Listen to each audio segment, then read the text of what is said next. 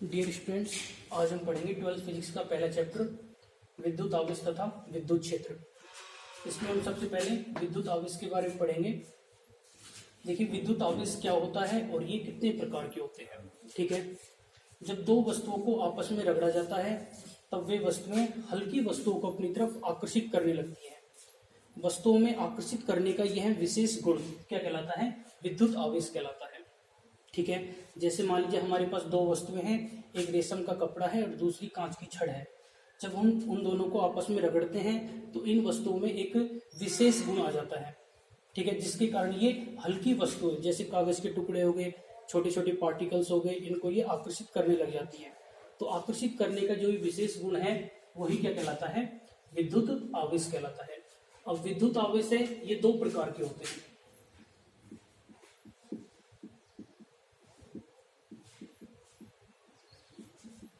विद्युत आवेश दो प्रकार के होते हैं। पहला होता है इसमें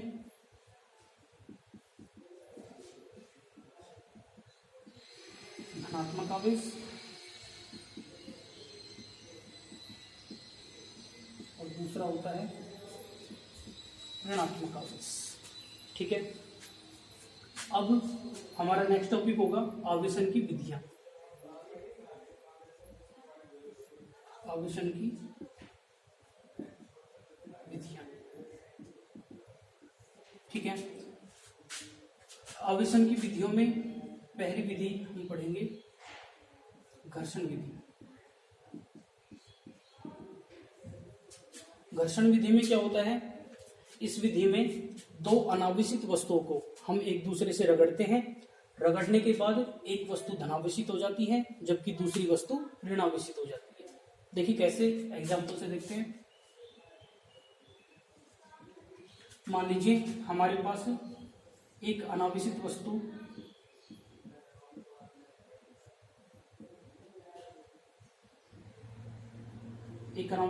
के रूप में रेशम का कपड़ा है। ठीक है, दूसरी अनावेशित वस्तु हमारे पास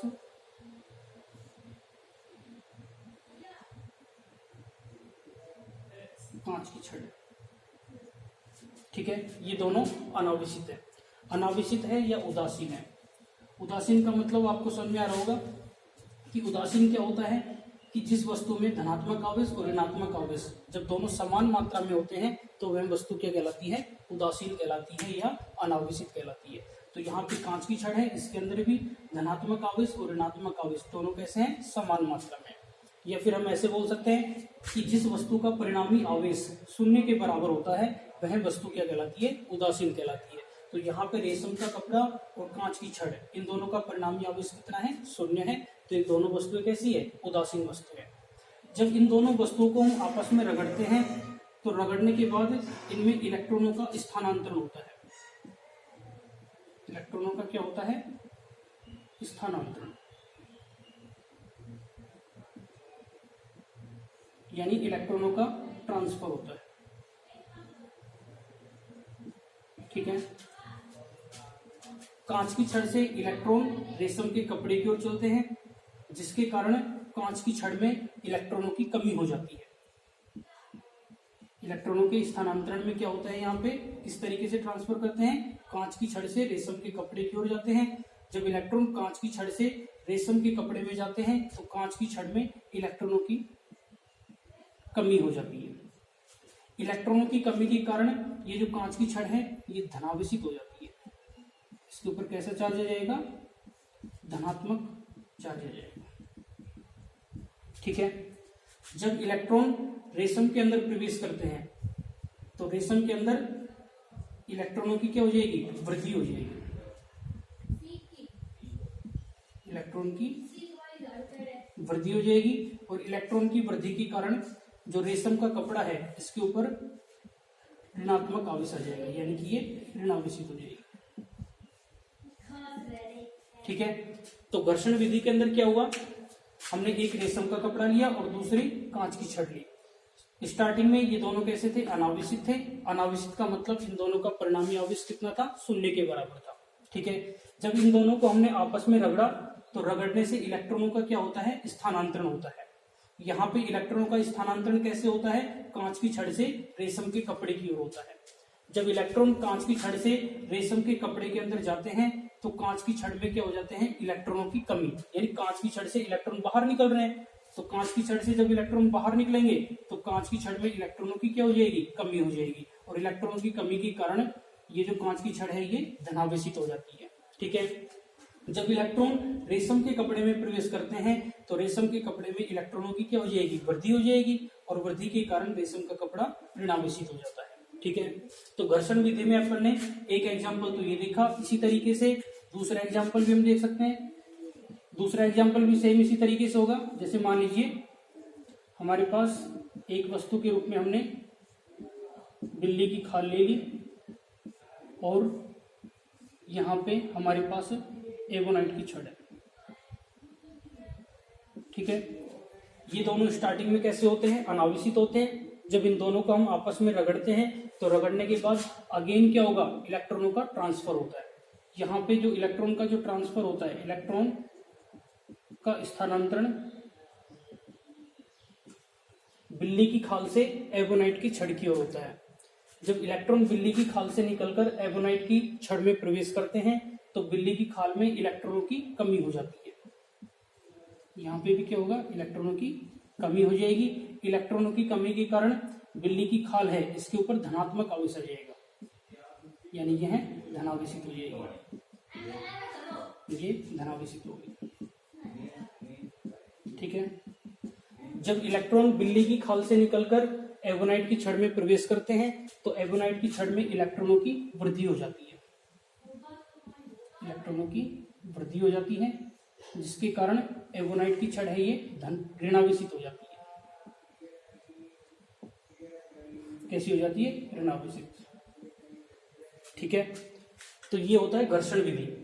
ठीक है, घर्षण विधि में क्या होता है, दोनों वस्तुएं अनावेशित होती है, इनको आपस में रगड़ते हैं, रगड़ने के बाद एक वस्तु ऋणावेशित हो जाएगी और दूसरी वस्तु धनावेशित हो जाती है। ठीक है, अब आवेशन की विधियों में हम दूसरी विधि पढ़ेंगे,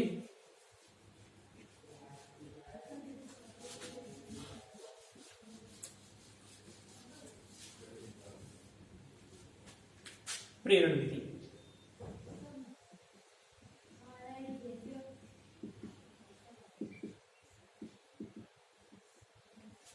देखिए, प्रेरण विधि में क्या होता है, अनावेशित वस्तु आवेशित वस्तु को बिना स्पर्श किए विपरीत प्रकृति से आवेशित हो जाती है।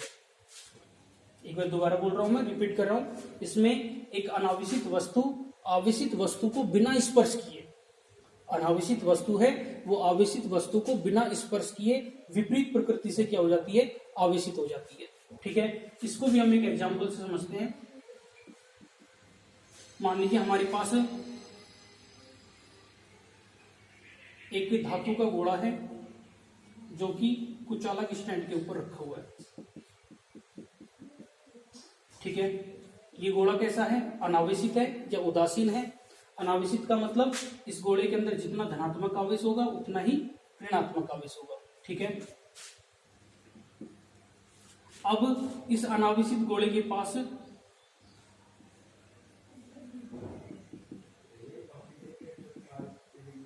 एक ऋणावेशित छड़ लेकर के आते हैं। ये जो छड़ है ये ऋणावेशित है। ठीक है, जब इस ऋणावेशित छड़ को इस गोले के पास लेकर के आते हैं तो गोले में उपस्थित जो इलेक्ट्रॉन है, जो ऋणात्मक आवेश है, वो इस छड़ से प्रतिकर्षित होकर के दूर चला जाता है और इस सिरे के पास, छड़ के पास वाला जो सिरा है, गोले का जो पास वाला जो सिरा है छड़ के पास में जो है, यहाँ पर इलेक्ट्रॉन की कमी के कारण धनात्मक आवेश आ जाता है। ठीक है, यानी कि आवेश का सेपरेशन हो गया। ऋणात्मक आवेश है वो प्रतिकर्षित होकर के दूर चला गया और धनात्मक आवेश है वो इसके पास रहता है। यहाँ पे इलेक्ट्रॉनों की कमी हो जाती है, इलेक्ट्रॉन की कमी के कारण यहाँ पे धनात्मक आवेश रहता है। ठीक है, उसके बाद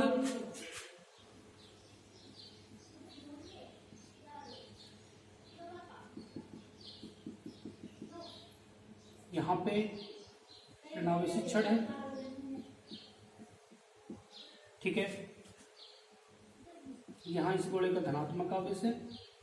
ठीक है, और यहाँ पे ये ऋणात्मक आवेश है। अब इस गोले को हमने भूसंपर्कित कर दिया। क्या कर दिया इसको, भूसंपर्कित, यानी कि यहाँ पे अर्थिंग कर दिया हमने। अर्थिंग करने पर क्या होता है, इस गोले के जो इलेक्ट्रॉन हैं वो भूमि के अंदर चले जाते हैं। अर्थिंग करने से क्या होता है, भूसंपरीत करने से कि इस गोले के अंदर जितने भी इलेक्ट्रॉन हैं वो सारे के सारे भूमि के अंदर चले जाते हैं। ठीक है,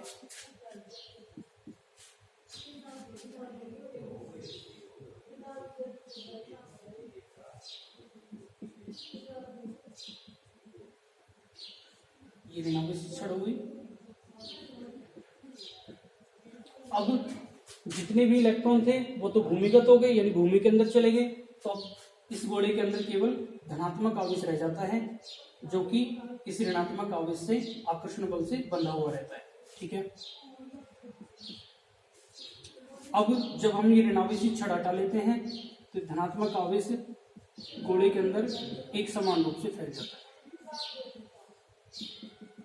यानी अब गोला है ये पूर्ण रूप से क्या हो गया, आवेशित हो गया, धनावेशित हो गया। ठीक है, देखिए प्रेरण विधि में क्या था कि एक अनावेशित वस्तु है, वो आवेशित वस्तु के संपर्क में आए बिना ही विपरीत प्रकृति से क्या हो जाती है, आवेशित हो जाती है। ठीक है, तो यहाँ पे अनावेशित गोला है, ये इस ऋणावेशित छड़ के संपर्क में आए बिना ही कैसा हो गया, विपरीत प्रकृति से आवेशित हो गया, यानी कि धनावेशित हो गया। छड़ कैसी थी अपने पास, ऋणावेशित, गोला कैसा हो गया, धनावेशित। ठीक है, तो विपरीत प्रकृति से क्या हो गया, ये आवेशित हो गया। इसी प्रकार से अगर मान लीजिए यहाँ पे ये छड़ धनावेशित होती तो ये गोला कैसा हो जाता, ऋणावेशित हो जाता। तो ये होती है प्रेरण विधि। ठीक है,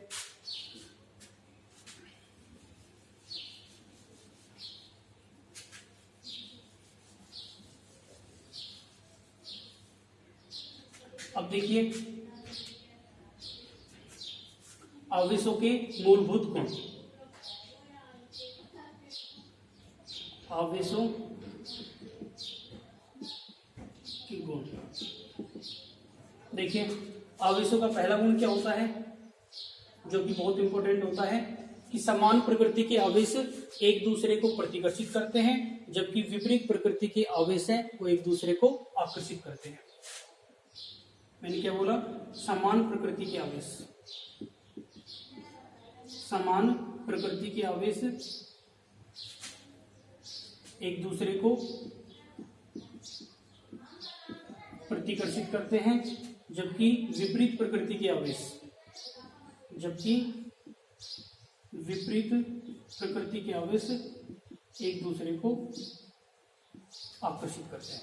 ठीक है, समान प्रकृति के आवेश का मतलब, जैसे मान लीजिए यहाँ पे ऋणात्मक आवेश है और इसके पास हमने एक दूसरा ऋणात्मक आवेश रख दिया। ठीक है, तो ये दोनों एक दूसरे के ऊपर प्रतिकर्षण बल लगाते हैं, जिसके कारण एक दूसरे से दूर जाने की कोशिश करते हैं। इसी तरीके से दो धनात्मक आवेश है, इन दोनों को हमने एक दूसरे के पास रखा, इस समान प्रकृति के आवेश भी एक दूसरे के ऊपर प्रतिकर्षण बल लगाते हैं। ठीक है, यानी एक दूसरे को प्रतिकर्षित करते हैं। अब यहाँ पे विपरीत प्रकृति के आवेश का मतलब, एक अपने पास धनात्मक आवेश होगा, दूसरा ऋणात्मक आवेश होगा। विपरीत प्रकृति के आवेश एक दूसरे को क्या करेंगे, आकर्षित करेंगे, तो ये दोनों एक दूसरे के ऊपर आकर्षण बल लगाते हैं। ठीक है, ये हो गया आवेशों का पहला गुण हो गया। यहाँ पे दूसरा गुण क्या होता है कि आवेश जो है वो एक अदिश राशि होती है। कैसी राशि होती है, अदिश राशि। 11th में मैंने आपको बताया था अदिश राशि क्या होती है, ऐसी भौतिक राशियां जिनका केवल परिमाण होता है, दिशा नहीं होती है, वो राशियां क्या कहलाती है, अदिश राशियां कहलाती है। ठीक है, तीसरा आता है अपने पास आवेशों की योज्यता।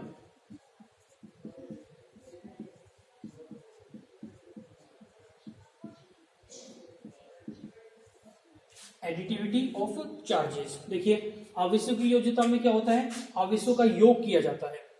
अभी मैंने आपको बताया कि आवेश कैसी राशि होती है, एक अदिश राशि होती है। तो अदिश राशियों का योग हम जैसे सिंपल अपन संख्याओं का योग करते हैं, उसी तरीके से हम अदिश राशियों का योग करते हैं। देखिए कैसे, मान लीजिए हमारे पास किसी सिस्टम में, किसी निकाय में हमारे पास 3 आवेश है, एक +q आवेश है, एक -2q आवेश है और एक +3q आवेश है। हमें इन तीनों आवेशों का योग करना है। तो योग हम कैसे करेंगे, सिंपल, जैसे हम संख्याओं का योग करते हैं।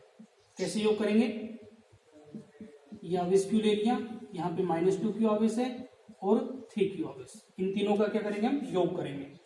तो यहाँ पे ब्रैकेट हटाएंगे तो प्लस माइनस माइनस हो जाएगा और ये +3q। ये कितना हो जाएगा 4q, 4q माइनस 2q, तो हमारा आंसर कितना आ जाएगा 2q आ जाएगा।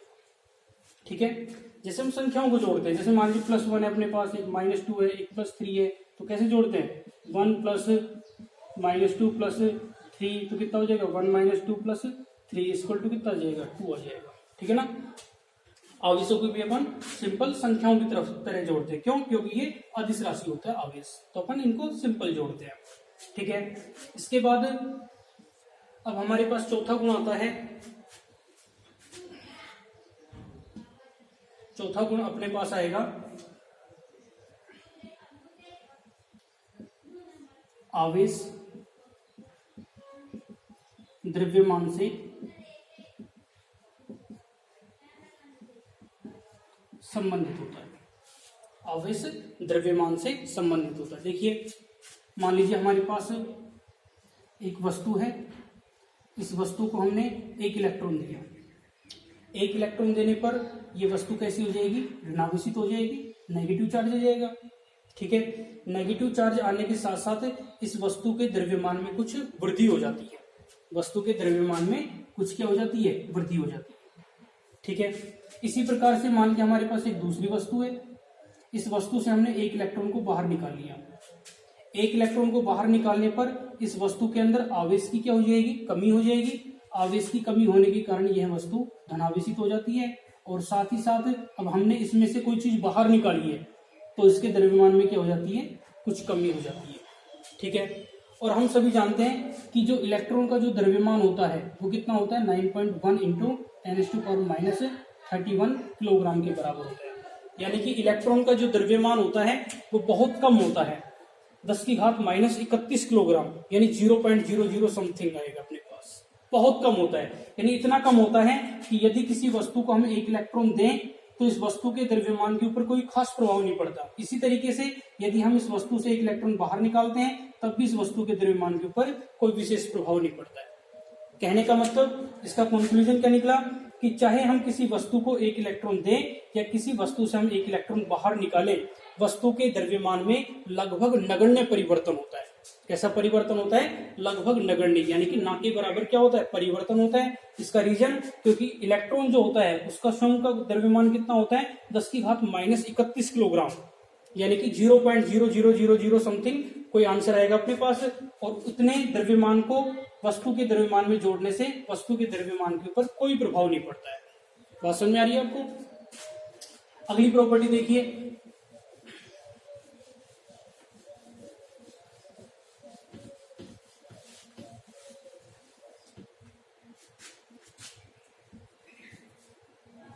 पांचवी प्रॉपर्टी है आवेश संरक्षित रहता है।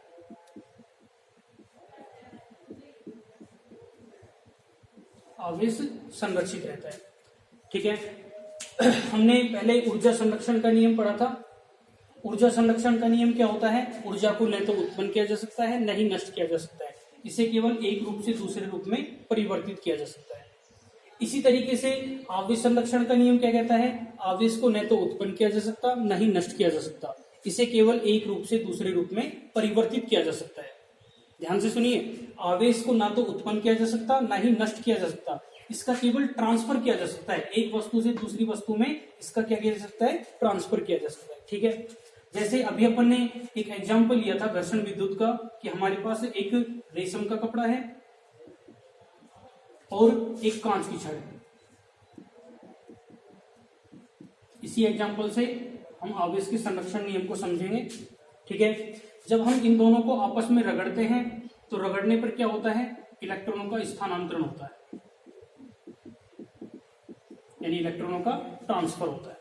ठीक है, कांच की छड़ से कुछ इलेक्ट्रॉन रेशम के कपड़े में चले जाते हैं, जिसके कारण कांच की छड़ में इलेक्ट्रॉनों की कमी हो जाती है। इलेक्ट्रॉनों की कमी के कारण कांच की छड़ धनावेशित हो जाती है। रेशम के कपड़े के अंदर कुछ अतिरिक्त इलेक्ट्रॉन आ जाते हैं, अतिरिक्त इलेक्ट्रॉन आने के कारण रेशम का कपड़ा ऋणावेशित हो जाता है। ठीक है, तो यहां पे देखिए, अगर अपन बात करें स्टार्टिंग की बात करें, स्टार्टिंग में ये दोनों वस्तुएं कैसी थी? उदासीन थी। और मैंने आपको बताया उदासीन होने का मतलब, कोई वस्तु उदासीन है तो उसके ऊपर नेट चार्ज कितना होगा? 0। स्टार्टिंग में दोनों वस्तुओं का टोटल नेट चार्ज कितना था, 0। ये उदासीन थी, इसका आवेश कितना है, 0। ये उदासीन थी तो इसका भी नेट चार्ज कितना है, 0। तो टोटल चार्ज कितना हो गया दोनों वस्तुओं का अपने पास स्टार्टिंग में, जब ये दोनों वस्तुएं अपन ने रगड़ी नहीं थी उस समय इनका नेट चार्ज कितना था, 0 के बराबर। जब इन दोनों वस्तुओं को हमने आपस में रगड़ा तो रगड़ने पर क्या हुआ, केवल इलेक्ट्रॉनों का क्या हुआ, यहाँ पे ट्रांसफर हुआ है। बात समझ में आ रही है, केवल एक वस्तु से दूसरी वस्तु में क्या गए, इलेक्ट्रॉन गए हैं। इसमें ना तो कोई इलेक्ट्रॉन उत्पन्न हुए हैं और ना ही किन्हीं इलेक्ट्रॉनों का ह्रास हुआ है। बात समझ में आ रही है, केवल इलेक्ट्रॉनों का क्या हो रहा है, यहाँ पे ट्रांसफर हो रहा है। मान लीजिए जैसे अपन एक मैथमेटिकली समझ लेते हैं इसको। जैसे मान लीजिए कांच की छड़ से रेशम के कपड़े में मान लीजिए 5 इलेक्ट्रॉन चले गए। कांच की छड़ है, यहां से रेशम के कपड़े में 5 इलेक्ट्रॉन चले गए, तो कांच की छड़ के अंदर क्या होगा, इलेक्ट्रॉनों की कमी होगी। इलेक्ट्रॉनों की कमी के कारण कांच की छड़ पर आवेश कितना आ जाएगा, +5e के बराबर। अब चूंकि 5 अतिरिक्त इलेक्ट्रॉन रेशम के कपड़े में चले गए तो यहाँ पे रेशम के कपड़े का आवेश कितना हो जाएगा, -5e के बराबर। अब इन दोनों का टोटल चार्ज निकालेंगे अपन, तो टोटल आवेश कितना होगा, -5e प्लस कितना हो जाएगा, 5e के बराबर।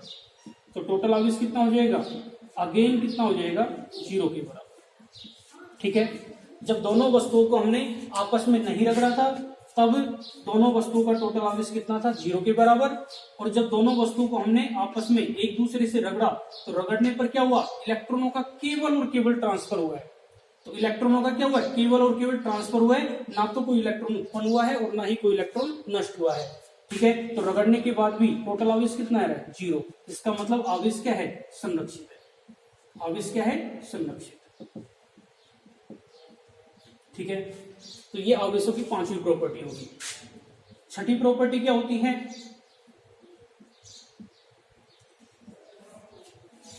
आवेश संरक्षित रहता है। आवेश संरक्षित तो अपन ऊपर पढ़ लिया। आवेश अचर, अचर का मतलब कांस्टेंट रहता है। इसका मतलब क्या हुआ कि जिस वस्तु के ऊपर जितना आवेश है हमेशा उस वस्तु के ऊपर उतना ही आवेश रहेगा। कहने का मतलब कैसे, इसको वेग से समझते हैं हम। जैसे मान लीजिए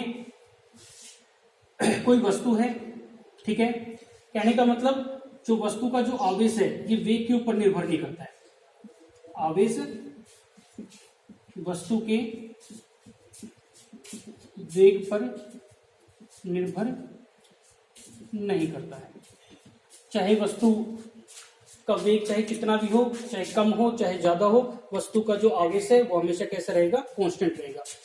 और यदि इसी संदर्भ में हम द्रव्यमान की बात करें तो वस्तु का जो द्रव्यमान होता है वो वस्तु के वेग के ऊपर निर्भर करता है। कैसे करता है, आइंस्टीन ने एक फॉर्मूला दिया था, m = m0/√1 - v²/c²। m0 क्या होता है, वस्तु का विराम द्रव्यमान। क्या होता है, विराम द्रव्यमान। m क्या होता है, वस्तु का परिवर्तित द्रव्यमान। v क्या होता है, वस्तु का वेग, कि वस्तु कितने वेग से गतिशील हो रही है। और c क्या होता है, प्रकाश वेग, प्रकाश का वेग, जिसकी वैल्यू कितनी होती है, 3 × 10⁸ मीटर/सेकंड के बराबर होता है। ठीक है, कितना होता है ये, 3 × 10⁸ मीटर/सेकंड के बराबर होता है। इसको मैं थोड़ा साइड में लिख देता हूं, अलग से लिख देता हूं इसको।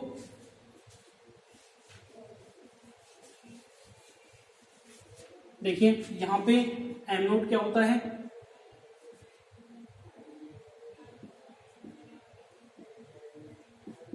वस्तु का विराम द्रव्यमान, यानी जब वस्तु स्थिर अवस्था में होती है उस स्थिति में उसका द्रव्यमान m0। यहां पे v क्या होता है, वस्तु का वेग। ठीक है, c क्या होता है, प्रकाश का वेग। उसके बाद m क्या होता है, जब वस्तु गतिशील होती है उस स्थिति में उसका द्रव्यमान। तो ये क्या हो गया, वस्तु का द्रव्यमान। ठीक है, तो 6ठी प्रॉपर्टी में हम क्या पढ़ रहे हैं कि आवेश है वो अचर रहता है, यानी आवेश है वो कैसा रहेगा, कांस्टेंट रहेगा, चाहे वस्तु का वेग कम हो चाहे ज्यादा हो, वस्तु का जो आवेश है वो हमेशा कैसा रहेगा, कांस्टेंट रहेगा। यदि आवेश है वो वस्तु के वेग के ऊपर निर्भर नहीं करता है। और यदि हम वस्तु के द्रव्यमान की बात करें तो वस्तु का जो द्रव्यमान है वो वेग के ऊपर निर्भर करता है।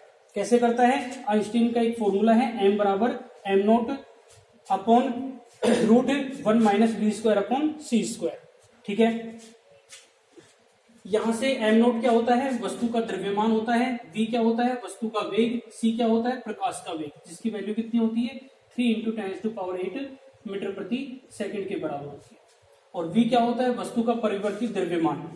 ठीक है, यानी वस्तु जिस वेग से गतिशील हो रही है उस स्थिति में उसका द्रव्यमान। बात समझ में आ रही है। तो यहाँ पे देखिए, अगर अपन द्रव्यमान की बात करें तो जब वस्तु का वेग बढ़ता है, जब वस्तु का वेग बढ़ेगा तो वस्तु का वेग बढ़ने के साथ साथ वस्तु का द्रव्यमान है वो भी बढ़ने लग जाता है। इसी तरीके से जब यहाँ पे वस्तु का वेग कम होता है तो यहाँ पे वस्तु का जो द्रव्यमान है वो भी क्या हो जाता है, कम होने लग जाता है। ठीक है ना। तो वेग के साथ द्रव्यमान है वो लगातार परिवर्तित होता है। वेग बढ़ेगा तो द्रव्यमान बढ़ेगा, वेग कम होगा तो द्रव्यमान भी कैसा हो जाएगा, कम हो जाएगा। ठीक है, इसके बाद अपन नेक्स्ट प्रॉपर्टी पढ़ेंगे इसकी,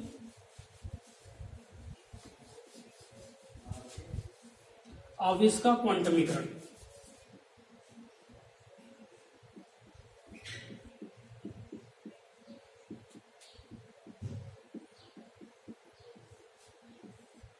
आवेश का क्वांटमीकरण सिद्धांत क्या कहता है कि किसी वस्तु का आवेश इलेक्ट्रॉनों के आवेश का पूर्ण गुणज होता है।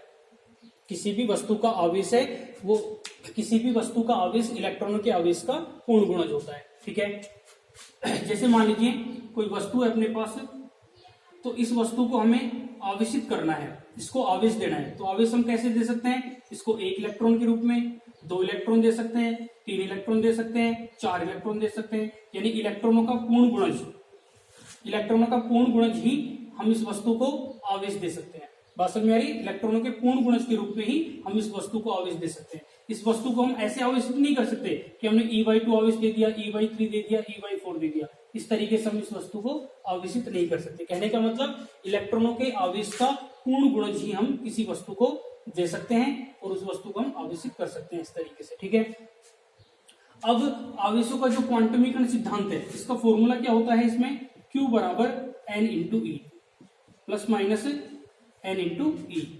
यहां पे Q क्या होता है, वस्तु का आवेश,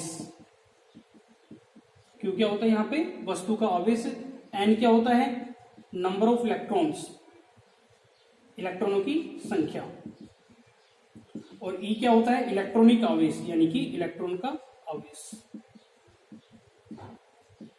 ठीक है, तो ये हो गया आवेश का क्वांटमीकरण सिद्धांत। तो ये अपन ने आवेश के गुण पढ़ लिए अपन ने। इसके बाद अब हम पढ़ेंगे आवेश की मात्रा।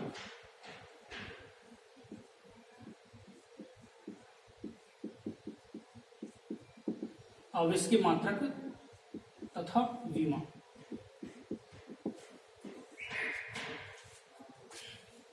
ठीक है, अब इसमें हम सबसे पहले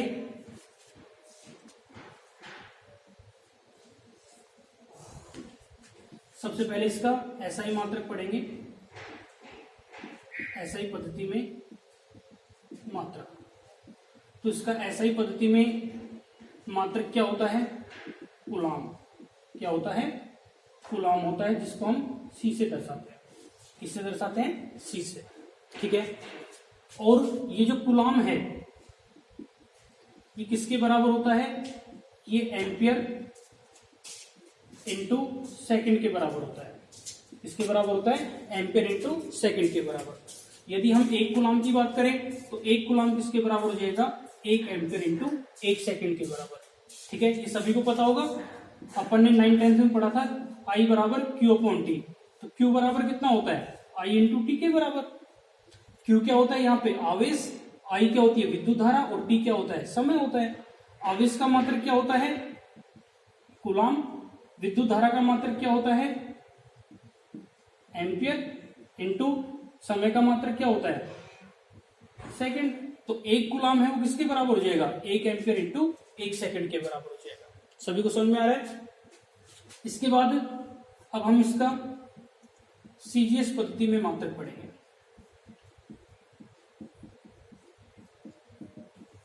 अब इसका सीजीएस पद्धति में मात्रक क्या होता है, स्टेट कूलाम।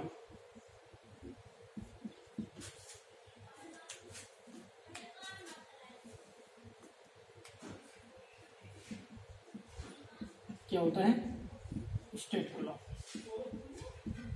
ठीक है, सीजीएस पद्धति में इसका मात्रक क्या होता है, स्टेट कूलाम के बराबर। यदि अब हम इन दोनों के संबंध की बात करें कि आवेश का एसआई पद्धति में और सीजीएस पद्धति में संबंध क्या होता है, तो एसआई पद्धति में जो मात्रक होता है कूलाम, एसआई पद्धति में मात्रक क्या होता है, कूलाम, और सीजीएस पद्धति में मात्रक क्या होता है, स्टेट कूलाम। ठीक है, इन दोनों को बराबर करना चाहें तो 1 कूलाम जो होता है वो 3 गुणा 10⁹ स्टेट कूलाम के बराबर होता है। 1 कूलाम है ये किसके बराबर होता है, 3 गुणा 10⁹ स्टेट कूलाम के बराबर होता है। कूलाम क्या होता है, आवेश का एसआई मात्रक होता है, और स्टेट कूलाम क्या होता है, आवेश का सीजीएस मात्रक होता है। तो एसआई मात्रक और सीजीएस मात्रक में संबंध क्या होता है कि 1 कूलाम बराबर 3 गुणा 10⁹ स्टेट कूलाम के बराबर होता है।